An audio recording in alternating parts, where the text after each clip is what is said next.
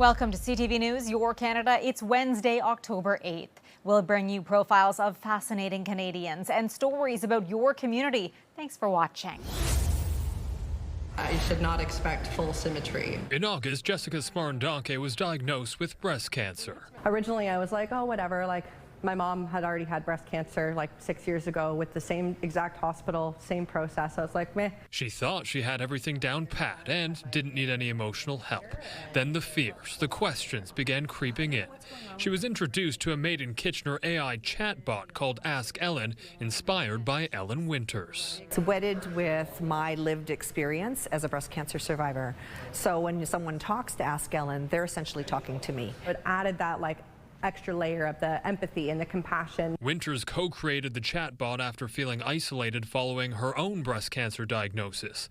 The team at Gambit helped bring Ask Ellen to life. We took her lived experience, her book, her transcript, and then turned that into an AI conversational tool that you can go and chat with. That was a couple of years ago. Fast forward, and Ask Ellen has been accessed by patients and caregivers in more than 100 countries and over 40 different languages. The AI tool is now at the center of new research funded by the Canadian Cancer Society, who is putting forward $250,000 to explore how AI companions can provide empathetic support for people affected by breast cancer. To understand a little bit better how we can use the AI in a safe manner and to match this care, the support provided through AI with the compassionate care from healthcare providers. Amina Silva will be leading the way with the 2-year research project. Her goal is to ensure there are clear boundaries between conversational care and medical advice, and to get feedback from users to help improve the chatbot and other platforms.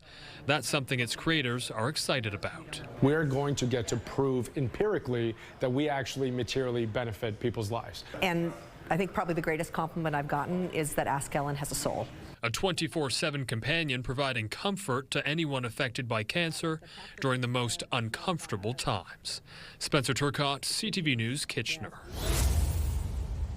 Jays fans are suited up and ready for Game 3 in the best-of-5 series. Obviously caught up in the excitement just like everybody else, so looking for the sweep tonight. Tonight, the Jays could advance to the American League Championship Series for the first time since 2016. You gotta have the heart and the willpower, and you gotta work hard to climb the mountain to see the other side. After taking games 1 and 2 with commanding leagues in a historic showing by rookie pitcher Trey Savage, tonight the Jays could sweep the series. Savage is just an animal on that mound. Yeah. Incredible. This kid is great. Some fans are already looking ahead to the World Series. I think if we get past the Yankees, there's no stopping us. While others are feeling those pre-game jitters. Cautiously optimistic, hoping for the best. But everyone is ready to rally behind Canada's team. Let's go, Blue Jays! Whoa. Go, Jays, go! 3-0. Jays are going to sweep. Goodbye, Yankees. Nice knowing you. We ran into the Jays first there. You saw at the end, we saw Ace, the mascot. They're feeling good. The fans are feeling good. We're just going to have to wait and see what happens tonight. Reporting live, I'm Jessica Smith. Buck Martinez. Every baseball in this basket tells a story, just like the autographed Blue Jays jersey inside Peter Batchelor's house. We were invited to Rita Hall to visit the Blue Jays in December the 16th, 92. And we met Joe Carter, John Ulrich. From Joe Carter's World Series winning home run. The winners and still world champions, the Toronto Blue Jays. To Jose Batista's iconic bat flip. And Trey Savage's dominant pitching performance last Sunday. Blue Jays fans have lived through some unforgettable moments, and this year is no different.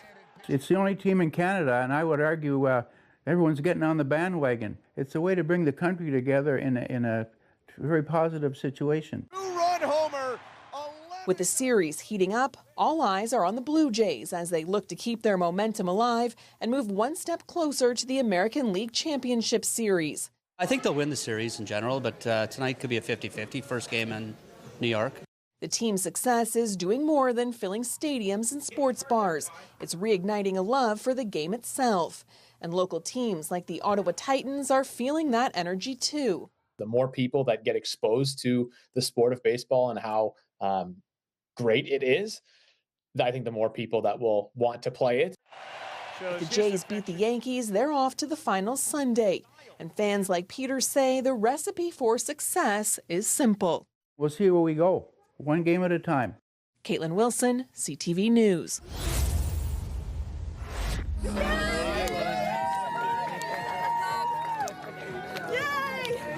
With high fives and cheers, participants in a qualifying event for the 2026 Special Olympics School Championships prepared to compete.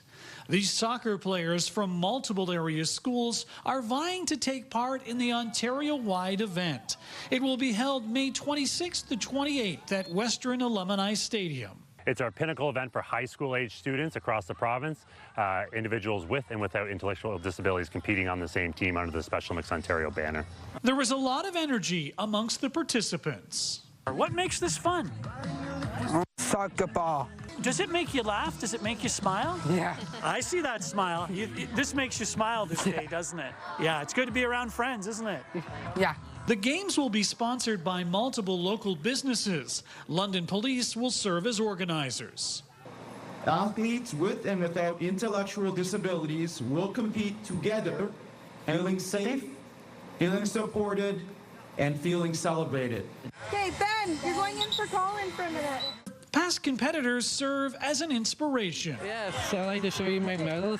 No, I got bronze in soccer, Brantt Myhres, and I got a gold for basketball. But as you've learned, the rewards stretch beyond medals. Student volunteers paired with participants on the field gain a new perspective while making friends. It makes me really happy that they're happy. It is the same statement from parents here cheering on their children.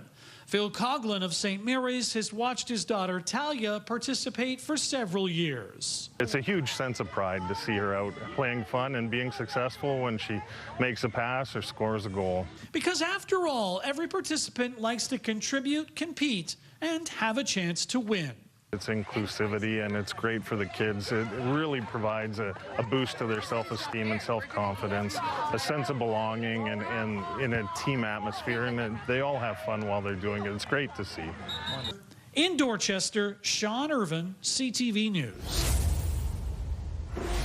Richard Nancaro has always been there to support his grandkids, so his recent 10K fundraiser was no surprise. It's right up his alley to do something like that, but I'm really grateful. Molly needs special treatments that are not covered by OHIP, so I'm trying to raise $5,000 or $6,000 or more by having this run and inviting people from my apartment complex. Molly spends most of her days in bed, debilitated by Lyme disease. We're not exactly aware of when a tick would have embedded in my skin. The one time she ever saw a tick on her was 15 years ago, but she didn't develop the flu-like symptoms and extreme fatigue until 2 years ago as she was starting her nursing career. It's been 2 years of seeing every specialist that we could see. She takes, I think, 40 supplements a day.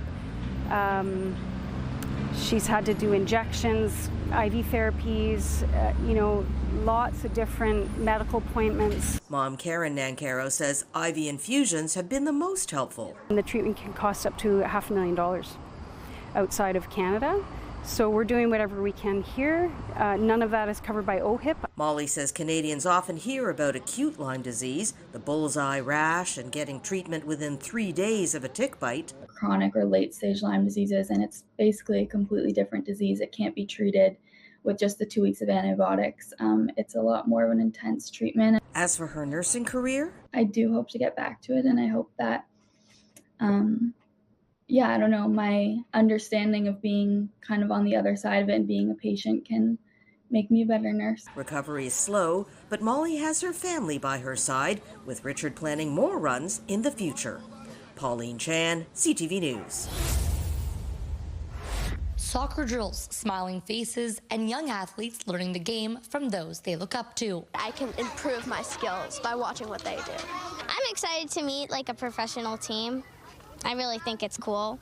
Over 100 students at a Colbo-Bassin after-school program had the chance to play soccer with professional players from the Halifax Tides. They're going to teach how to play soccer, how to communicate, how to, it's physical too, and discipline. The program director says it's a way for the kids to practice French and soccer skills, a combination she couldn't pass up. We took it right away. We found that it's excitement for our kids because they play soccer every day. So we don't want to miss this big chance. I get to be with people that a lot of people know, so it's pretty cool. An hour of drills and a game to wrap up. And for the Tides players, it was all about sharing their passion for the sport. To share the love of the game and to see smile and to create a nice moment with the kids.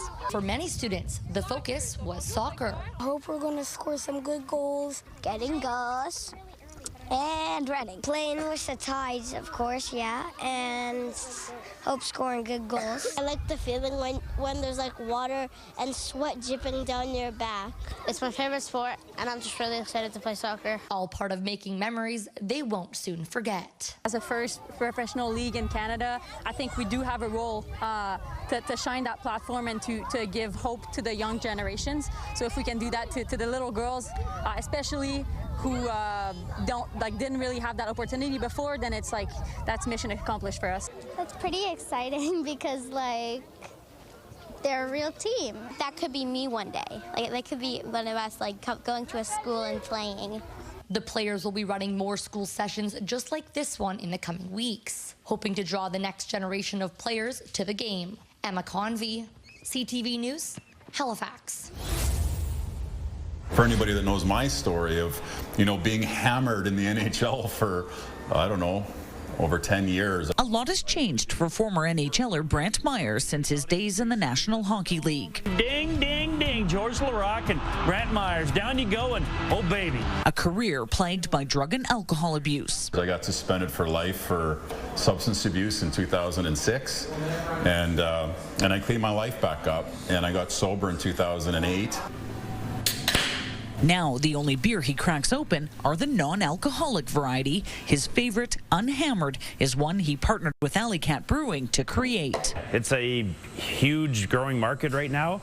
We launched our Alley Cat non-alcoholics a year ago, and the growth we've seen in that and just the opportunity that's out there, it's huge. And then partnering with Brantt on this new opportunity, there's a lot of marketability on that. Myhres likens the taste of his beer to a Corona. We've got a little vitamin D in there. It's only 60-some calories. It's light and crisp. And this is for all walks of life, though. This isn't for people that are just sober. It's for anybody that enjoys alcohol responsibly. People would know the difference. It looks like a beer, it smells like a beer, it tastes like a beer. It meets all that criteria, but it's non-alcoholic. Myhres says the beer's name, Unhammered, represents the opposite of his past. That journey was a hard journey, but people ask about regrets, and if you notice the can, I put bold taste, 0 regrets, because I don't have any regrets. Everything led me to this point here today. The pain, the ups, the downs, all that kind of stuff got me to the point where I live my life in sobriety today. And everything good in my life has come from sobriety. Amanda Anderson, CTV News, Edmonton. Zachary Kiyawasu is stocking up on essential items. They might seem simple, but they're part of a program that's saving lives, keeping him away from past struggles with addiction. There's too much drugs and alcohol going around, and I've seen half of my family die from there, so, I'm trying to start over. Kiyawasu is almost a year sober, but he still lines up each day outside the Central United Church. It's where community groups part of the Central Outreach Hub are feeding upwards of 300 people on this Tuesday morning, providing essential health checks and clothing items. Community partners involved say they hope those running for city council will take notice. What we're trying to tell them is this model should exist all throughout Calgary. The Central Outreach Hub says for about $200,000 or about the annual salaries of 2 police officers, it could operate for a full year. It argues that's a small price to pay to treat vulnerable Calgarians with dignity and offer them necessary supports. Navigating the social sector can be very intimidating and very difficult, and also there's a lot of barriers like language barriers, literacy barriers, and time. But some say the ongoing opioid crisis, addiction, and mental health struggles are adding to financial challenges. Support for the Indigenous population is also top of mind. They're getting younger, and we are not supporting them in a good way. We aren't following truth and reconciliation, the calls to action. It's got to the point where it's unsustainable just based on volunteer hours. We need something to help sustain this. You know, and apart from that, like, we always appreciate the donations of food and clothing. Clothing that's needed for people like 66-year-old Brenda Wallace, who says she's found a sense of purpose thanks to those who treat her with love. I can feel the energy that you give me when you give me a hug, and it just goes right through my body. For others, spaces like this represent a second chance. I want to be a good person. Mark Villani, CTV News, Calgary. And the SPCA is looking for people to foster baby squirrels. It says it's taken in more than 1,000 injured or orphaned squirrels this year. The SPCA says they do provide medical treatment, but they say there is an urgent need for foster families to care for the animals before they can go to a rehab center. People who would like to foster will need to have an enclosed room where the squirrel will be isolated from other pets in the household, but no prior experience is required. So fostering a squirrel, it's pretty much like any other animal, depending on the age of the animal. The animal may need to be fed every 3 hours, every 4 hours. As they get older, that time increases. But someone that's actually maybe works from home or has availabilities, or it's a family that takes turns passing the animal off to do the feeding, but someone definitely would need a little bit of availability to do that. If you work 10 hours a day, it's not the right volunteer position for you.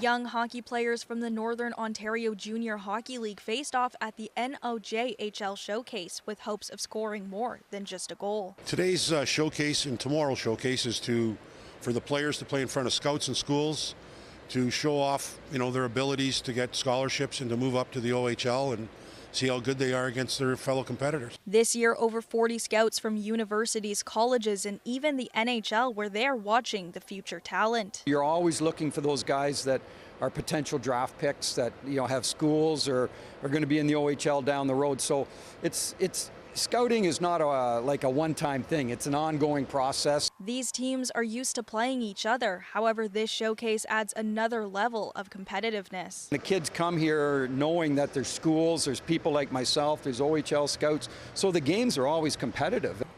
For a young team, we play super aggressive. We're playing a very mature game.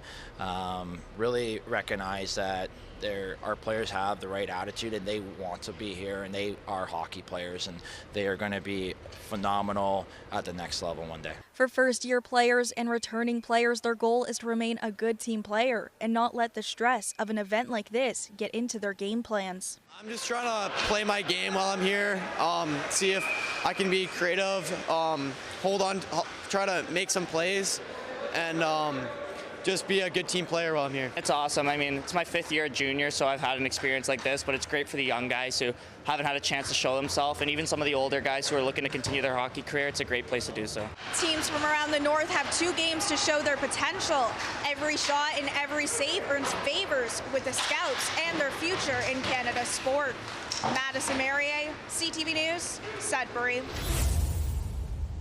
Blue recycling carts have already started rolling out across Windsor, Essex, and will continue to do so over the next several weeks, part of a shift to a new automated collection system that will officially launch January 1st, 2026. I think it's going to be a bit of a struggle in the beginning. I really do, especially with organics coming out kind of the same time of year. The change means no more sorting. Everything goes into one cart, and collection will happen every other week using a hydraulic arm. It's a large bin, but for some it may not be large enough. And that was a concern I was hearing from a lot of our residents is, well, what if I need more? And so you cannot bundle boxes and put it beside the recycling because it won't get picked up. According to LaSalle Mayor Crystal Meloche, each household will receive one large bin with extra carts available for purchase if needed. I think it's going to be a little bit of a learning curve for all of us. it'll take us time, but we're not reinventing the wheel. This is being done across the province, and so we're just a little late to the party, and we'll get there, and we'll figure it out too in Windsor-Essex. And come January, residents will be able to recycle more items than ever before, including coffee cups, toothpaste tubes, ice cream tubs, and deodorant. In an email to CTV News, the CEO of the company responsible for the new blue bin system, Circular Materials, said these carts will help simplify recycling, reduce litter, and provide increased storage capacity. Alan Langdon went on to say the unified material list and new materials included are a great example of how extended producer responsibility advances innovation and improves environmental outcomes. I think it's a great idea. Some residents say they welcome the convenience. A lot of people on my street are older people, and they don't like lugging these cans. So if it's a bin where they've got a good size handle that they can roll, it would be a really good idea. The paper, the plastic, the glass, everything is one bin. So very nice and easy. Yeah. I would suggest probably not using them until the new year. And come the new year, I believe there's a small transition period where they'll allow some of that other recycling, but it sounds like they're going to be pretty strict from the get-go, which is you need to use the new bin. And Michelle, that new system applies to all municipalities across Ontario, meaning no matter where you go, the same materials are being recycled in the same manner starting in the new year. Circular Materials plans to launch a province-wide education campaign later this fall to help residents prepare. They were seconds away from broadcasting live. Yeah. Rob in front of the camera, Orlando behind. What's that? When reporting on the first story in the newscast, Kevin, striking public service workers led to happening upon this last one. But we have an engagement going on in front of me.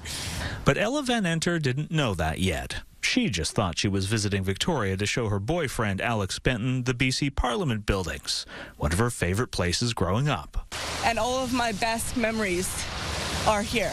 And over the past 2 years they've been dating, all Alex's best memories are with Ella.